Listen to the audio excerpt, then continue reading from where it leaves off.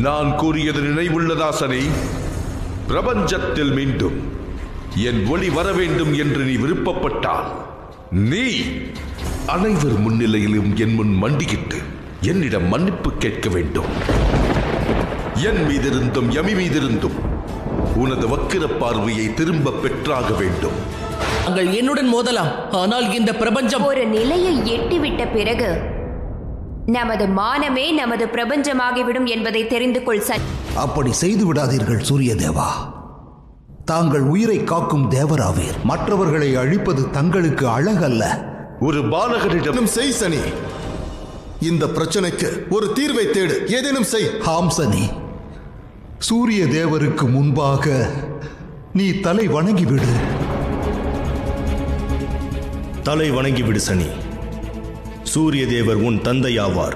ஒரு தந்தையின் முன்பு தலை வணங்குவது மகாதேவர் உனக்கு மகா சக்தி அளித்துள்ளார். நீ இவர்களின் முன்பாக தலை வணங்க வேண்டிய. சூரிய தேவர் உன் தந்தையாவார். ஒரு தந்தையின் முன்பு தலை வணங்குவது தவறல்ல. மகாதேவர் உனக்கு மகா அறிவார். நான் தயாராக உள்ளேன். நான் தலை வணங்க தயாராக உள்ளேன்.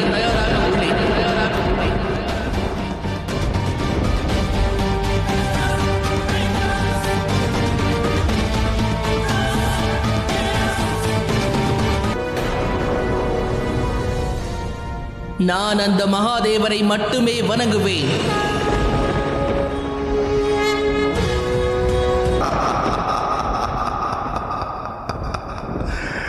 உன்னை பெற்றவளின் உயிரை காக்க மகாதேவரை தேடிச் செல்கிறாய்.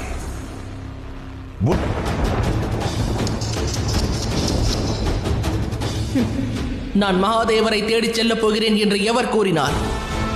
வாய்ப்புகளும் அவரால் தானே உருவாக்கப்பட்டுள்ளது.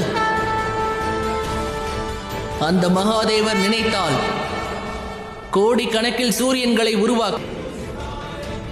சூரியன் தன்னுடைய கடமையாற்ற தவறினால் அவரும் வெளியேற்றப்படுவது உறுதியான ஒன்றாகும். நீ என்னை வெளியேற்றுவாயா? என்னை தவிர எவரா இப்பிரபஞ்சத்திற்கு ஒளியும் சக்தியும் தர இயலும்?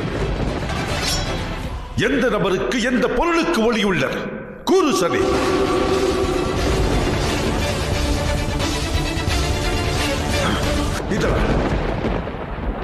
இதை வைத்து ஒளி தருவாயா? பதில் கூறு சனி.